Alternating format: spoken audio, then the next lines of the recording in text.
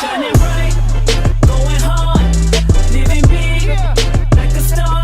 Ain't trying to get it. Hey, you're tuned in to Queen TV. I'm headed to Elevation. Yes. Unstoppable God, let your glory go and impossible things in your name, they shall be done. Unstoppable God, let your glory go and impossible things in your name, they shall be done.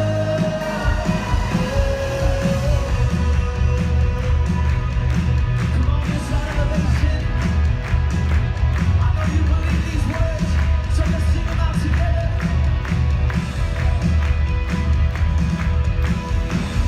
Nothing shall be impossible.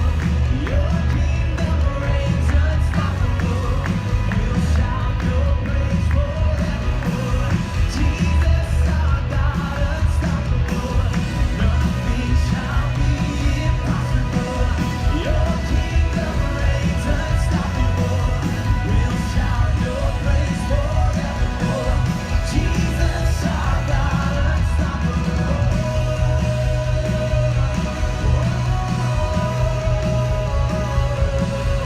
You are unstoppable, God. We lift your name. We praise you today. Unstoppable God, let your glory go and impossible things in your name, they shall be done. Unstoppable God, let your glory go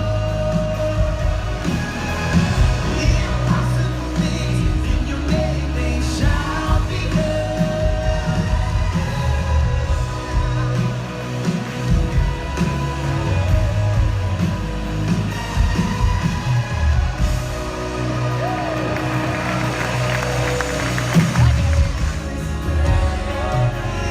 Come, Holy Spirit, drop on the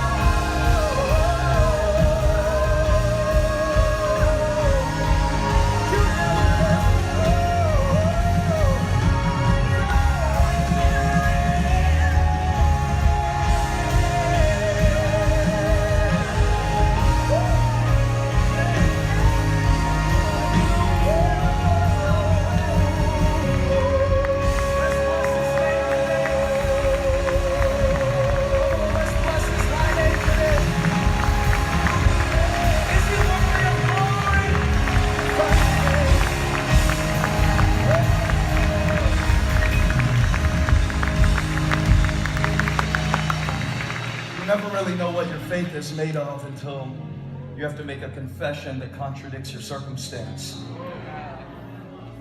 So it's one thing to sing "The Lord is in this place" in an atmosphere where other paid professionals who do ministry regularly are singing the same thing. The trick is to take that truth back home into dry valleys. And we believe the Lord is going to enable you to do that. We believe that no deposit that He makes in your life while you are in this place will be wasted. But you're going to take it to that place. Everybody shout that place. And you know the one I'm talking about. The place no one sees, where you wrestle with broken parts. The part of you that was abused or maybe neglected, that seems to fall short, keep sabotaging yourself in certain areas. I know it's early in the morning to go so deep, but we don't have long together. Will you go there with me? That place. As long as we minister to the surface. Remember, it wasn't when the skin came on the bones that the army rose up. It was when the breath came from the four winds. Everybody shout that place. That place. And what we want to see God do is really breathe into situations that are broken. I know we could get up here and share church growth strategies, and we'll do that in the breakout sessions. But sometimes you need a breakdown session. Declare it over the people. How many of you ever been to the beach and thought, I'll never be able to unsee that?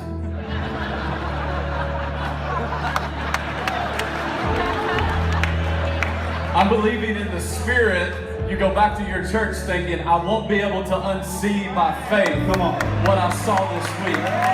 Here's what I want you to know, is that some of you are in a deficit right now, but the deficit is faith's opportunity to grow in your life. Hannah was barren, and the barrenness was not the curse, it was the opportunity for her faith to increase. And so here's just what I hope you can't unsee, is that your deficit isn't your problem, your deficit is your opportunity for your faith to increase. The greater the deficit, the greater the destiny. God will not grow great faith in you if He was going to do something little in you. So shout in the deficit, dance in the deficit, worship in the deficit, in the name of Jesus. In the name of Jesus. In the name of Jesus. Come on, Pastor Leon. Give us a word. Give us a word. Thank you, Pastor Stephen and Holly. Listen really quick. I don't talk fast. You listen slow. I'm a Latina. They only give me 56 minutes, okay? 56 seconds, and this is what I'm going to tell you. I want to declare over you what was declared over me by Pastor Danny in the hallway. You have a seat at the table. And it's easy to walk into a room surrounded by 2,000 people and feel unseen, like me concept. But here's the thing. From Genesis to Revelation, from the Old and New Testament, we see characters through doubt, through disillusionment, through despair, they continue to fight for what God had promised them. Without a map, a mentor, or a social media following, they pursued the call of God upon their life. And if He did it for them, then He can do it for us today. So we stand on His promises and boldly declare, I have a seat at this table. It doesn't matter if I'm young or old, light or dark, skinny, blue, male or female, ratchet, righteous, you love brother and sister, a strong brother, you have a seat in God's house. And when you have a seat, you make a seat for someone else. Amen.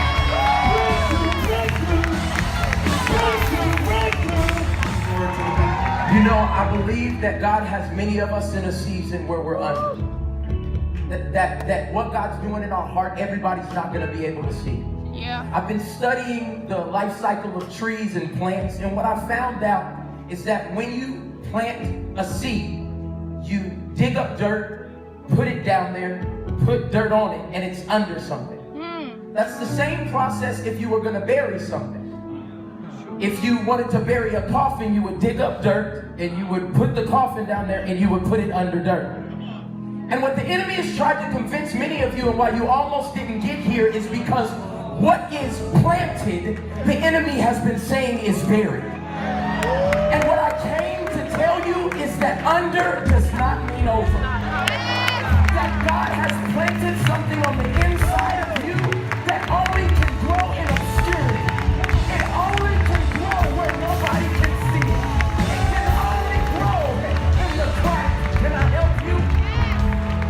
The crack is needed as fertilizer for what God's growing in. And today, I don't want you to be fooled that it was not supposed to take you out. It was supposed to make you. So stop having funerals for things that are not dead. Under does not mean over. Somebody give God some praise in this room.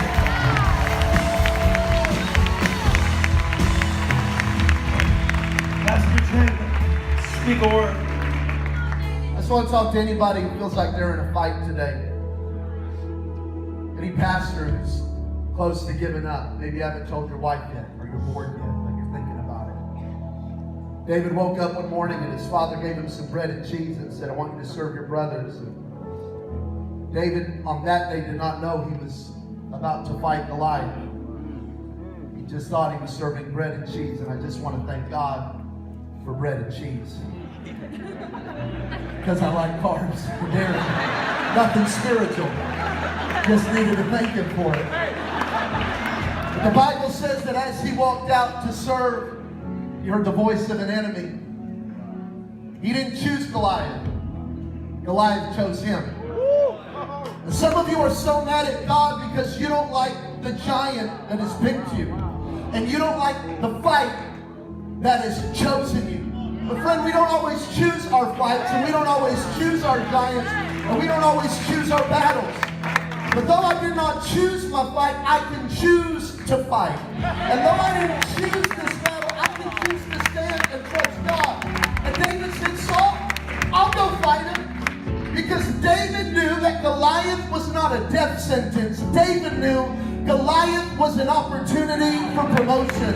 I just want to tell anybody today who might be in a fight, in the name of Jesus, stand. In the name of Jesus, don't